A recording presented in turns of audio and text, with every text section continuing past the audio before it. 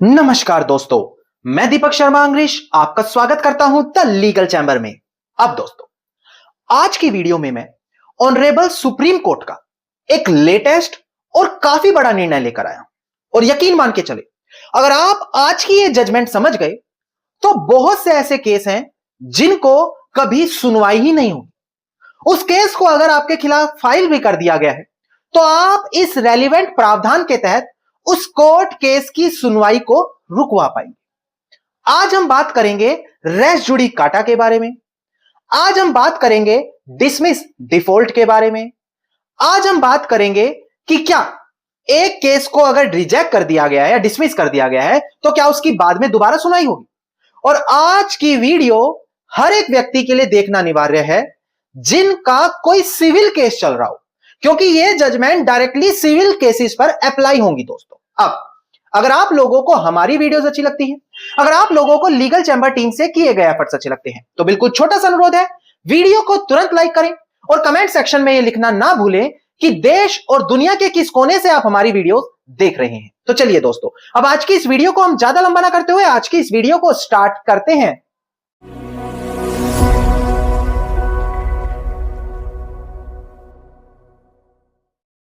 अब दोस्तों, सबसे पहले वीडियो की शुरुआत में आप लोगों को पता होना चाहिए कि आज हम किस कानूनी प्रावधान के बारे में बात करेंगे, और सिर्फ उसको कानूनी प्रावधान तक नहीं, उसको प्रैक्टिकली कैसे इस्तेमाल किया जाता है वो भी मैं आपको समझाऊंगा। देखिए, सबसे पहले बात करेंगे डिसमिस इन डिफॉल्ट। अगर आप कोड ऑफ सिविल प्रोसीजर 1908 उसका ऑर्डर 9 रूल 8 पढ़े तो वो काफी बड़ी बात करता है।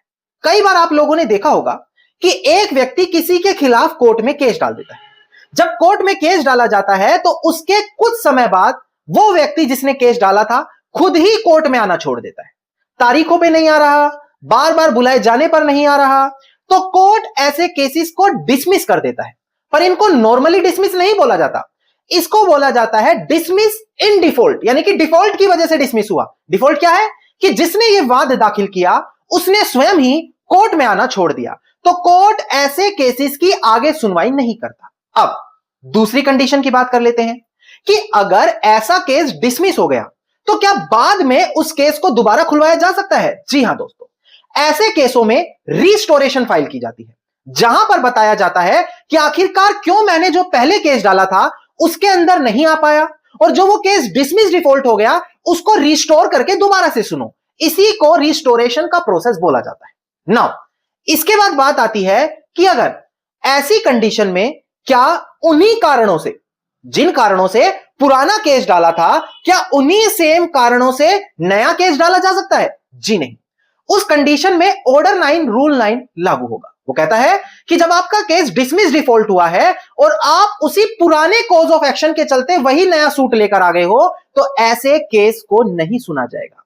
वो डिसमिस डिफॉल्ट में बाढ़ है। हां, आप रिस्टोरेशन जा सकते हो, पुराना केस खुलवा सकते हो, पर उन्हीं पुराने कारणों से नया केस नहीं डाल सकते। अब दूसरी कंडीशन, कई बार देखने को मिलता है एक व्यक्ति सालों साल कोर्ट में केस लड़ता है, अपने पक्ष में फैसला ले आता है और बाद में वही दूसरी पार्टी कोई ग्राउंड बनाकर नया केस डाल देती है। अब क्वेश्चन आता है कि जब इतने सालों तक पहले यह केस चला है तो क्या बाद में आपको नया केस लड़ना पड़ेगा। जी नहीं, सेक्शन 11 सीपीसी 1908 कहता है रेस जुडिकाटा, यानी कि जो विवाद पहले ही जिसका निपटारा हो चुका है पर निपटारा मेरिट पर होना चाहिए, निर्णय के तौर पर होना चाहिए।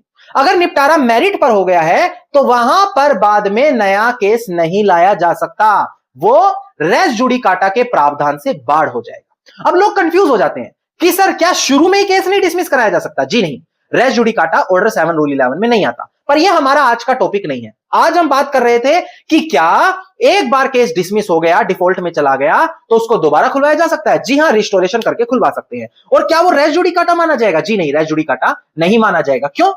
क्योंकि जब तक केस मेरिट पर डिसाइड नहीं होगा, proper cause of action arise हुआ, इश्यू फ्रेम हुए, उनको एनालाइज किया, तब जजमेंट आई, यह होता है प्रॉपर मेरिट। जब तक मेरिट पर निर्णय नहीं आया तब तक रेस जुडिकाटा नहीं लगेगा। यह बड़ी बेसिक जानकारी है। अब ये मैंने सारी चीजें आपको बताई, प्रावधान बताए, पर इसका फायदा क्या, एक इंसान करे क्या इनको समझकर। देखिए, आप लोग अगर आपको बार बार परेशान करने के लिए केसेस डाले जा रहे हैं, वहां रेस जुडिकाटा इस्तेमाल कर सकते हैं। अगर आपने केस डाला पर किसी कारणवश नहीं जा पाए, आप रिस्टोर करा सकते हैं। वहां पर गलत मत करिएगा, आप नया केस मत लाइएगा, उसी पुराने को रिस्टोर कराइए, क्योंकि लोग गलती कर रहे हैं और बाद में यही जजमेंट उनका केस खत्म कराती है। नाउ मैंने आज आपको 3-4 जरूरी प्रावधान बताए, पर मैं आपको बताऊं, सिर्फ 3-4 जरूरी प्रावधान नहीं, ऐसे कितने ही सीपीसी में सेक्शन है, ऑर्डर है, उनके अंदर बताए गए रूल्स है, जो आम व्यक्ति या कोई भी ज्यादा डीपली नहीं पढ़ता, कारण टाइम नहीं है, उनको लगता है ये हमारे काम का नहीं है, जब आएगा जब देखेंगे।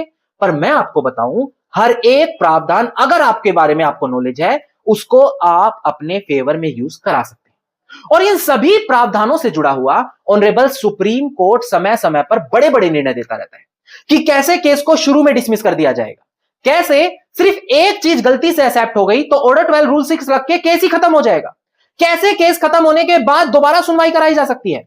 ऐसे अनेकों प्रावधान है, बस समझदारी से जजमेंट्स और आपको नॉलेज नहीं हो पाती। अब मैं आपको बताऊं, लीगल चैंबर आप लोगों के लिए इसी चीज का समाधान लेकर आ गया है। जी हां दोस्तों, हम बात कर रहे हैं वीआईपी व्हाट्सएप ग्रुप के बारे में और इसके अंदर स्पेशल ऑफर के बारे में। देखिए, अगर आपको लेटेस्ट जजमेंट, उनकी पीडीएफ, उनकी explanation, landmark judgement, basic laws, जो वीडियोस आप देख रहे हैं इसमें बताई गई जजमेंट, या फिर अपने पसंदीदा कानून पर जजमेंट पाना चाहते हैं, तो ये सारी की सारी चीजें आपको इसी एक ग्रुप में मिलती है।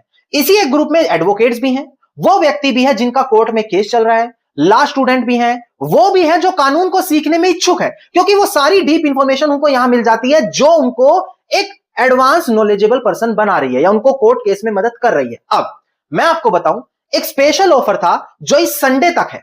पहले ये 31 मार्च तक था, पर पिछले कुछ दिनों में हम वीडियोस नहीं लेकर आ पाए थे, तो इसी वजह से लोगों तक इंफॉर्मेशन नहीं पहुंची, पर संडे तक ऑफर है। आपको क्या बेनिफिट मिलेगा कि जो इस ग्रुप को ज्वाइन करता है उसको पहले 1000 रुपए में 1 साल का टाइम पीरियड दिया जाता था, पर जो संडे तक ज्वाइन करेगा उसको इसी 1000 रुपए में लाइफ टाइम ये फ्री ग्रुप मिलेगा। मतलब कि मात्र 1000 रुपए देने हैं और ग्रुप में आप हमेशा के लिए जुड़ गए हो और ये सारी सर्विसेज आपको यहां बैठे बिठाई मिल जाएगी। नाउ अब ग्रुप में जुड़े कैसे? डिस्प्ले पर नंबर है या वीडियो के डिस्क्रिप्शन पे नंबर है, वहां कनेक्ट करें और ये बोले हमें लाइफ टाइम वैलिडिटी के अंदर ये वीआईपी ग्रुप ज्वाइन करना है। वो आपको प्रोसेस कराएंगे, आपको लिंक देंगे, वहां से आपको ग्रुप ज्वाइन कर लेना है। अब आज मैंने आपको कितने जरूरी जानकारी दी, डिसमिस डिफॉल्ट बताया, रिस्टोरेशन बताया, रेस जुडिकाटा बताया। अब इससे संबंधित जो लेटेस्ट जजमेंट आई है उसके ऊपर हम बात करते हैं। एक बार डिस्प्ले पर देखकर ध्यान दीजिए दोस्तों। आप देखिए, केस टाइटल है हमारा श्रद्धा संघी एंड अदर्स, जो यहां पर अपीलियंट है, versus Asha Agarwal and others, जो हमारे यहां पर रिस्पोंडेंट है। और ये काफी बड़ा केस लो है दोस्तों, ध्यान दीजिए। डेट ऑफ जजमेंट है जो हमारी इसकी, वो है 25 मार्च साल 2026। और एक जानकारी और दूं, जो लोग ऑलरेडी वीआईपी ग्रुप ज्वाइन कर चुके हैं उनको ये जजमेंट 1 हफ्ते पहले ही मिल गई थी। यानी कि जो चीज आपको बाद में पता लगती है, ऑनलाइन बाद में मिलती है, वो वीआईपी ग्रुप में पहले ही चली जाती है। वहां पर आप हर लेटेस्ट जानकारी पा सकते हैं। अब डिस्प्ले पर देखिए आखिरकार इस जजमेंट में क्या कहा गया। देखिएगा दोस्तों, डिस्प्ले पर यहां पर ऑनरेबल सुप्रीम कोर्ट की जो बेंच थी, justice Dipankar Datta and justice Augustine जियोरमाश, उन्होंने बोला कि देखो, अगर एक केस डिसमिस डिफॉल्ट हो गया, पार्टी ने आना छोड़ दिया केस में, तो इसका मतलब ये नहीं है हमारा रेस जुडिकाटा लग जाएगा। मतलब ये नहीं है कि उस केस पे बाद में आप सुनवाई नहीं करा पाओगे, क्योंकि ऐसा जो फैसला आता है डिसमिस डिफॉल्ट, वो मेरिट पर नहीं होता। वो तो इस वजह से आया क्योंकि पार्टी ने आना बंद कर दिया, कोर्ट ने कोई सुनवाई करने के बाद अपना निर्णय थोड़ी दे दिया है। अब कोर्ट एक यहां पर एक सिविल अपील पे सुनवाई कर रही थी, जहां पर क्या हुआ, एग्जीक्यूशन प्रोसेस के दौरान ये विवाद उठाया गया। मैं आपको थोड़ी सी हिस्ट्री समझा दूं। देखिए, एक प्रॉपर्टी है जो साल 1986 के आसपास खरीदने के लिए एग्रीमेंट किया गया, बाद में उसे बेचने के लिए मना कर दिया, तो साल 1988 में क्या किया गया, सूट फॉर स्पेसिफिक परफॉर्मेंस डाला गया। मतलब कि कोर्ट से बोला गया, भाई मेरे नाम रजिस्ट्री करो, एग्रीमेंट तो है, वो सामने वाली रजिस्ट्री करने से मना कर रही है। अब कोर्ट में केस चला। अब इसी बीच जब साल 1988 में केस डाला, जो प्रॉपर्टी पार्टी बेच रही थी उसने किसी तीसरे इंसान को जमीन बेच दी 1990 में। अब ये केस चलता रहा। साल 1998 में जो प्रॉपर्टी खरीदना चाह रहा था, जिसके पास एग्रीमेंट था, कोर्ट ने उसके फेवर में फैसला दे दिया। अब इसी बीच उसको ये बात पता थी कि इस प्रॉपर्टी को बीच में ही बेच दिया गया। उसने क्या किया, जिन लोगों को बीच में प्रॉपर्टी बेची थी उसके लिए बीच में अलग से केस डाला था कि ये जो सेल डीड है केस के बीच में, केस को कैंसिल करो। पर उन्होंने गलती ये कर दी कि उन्होंने वहां पर क्या किया, उस केस में जाना छोड़ दिया और डिसमिस डिफॉल्ट हो गया केस, जो मैंने आपको शुरू में समझाया। अब बाद में साल 1998 में जब वो व्यक्ति केस जीता, उसने जाकर एग्जीक्यूशन की प्रोसीडिंग लगा दी कि भाई मेरे पक्ष में कोर्ट का फैसला आ गया, मुझे मालिक बनाओ, मुझे कब्जा दिलवाओ।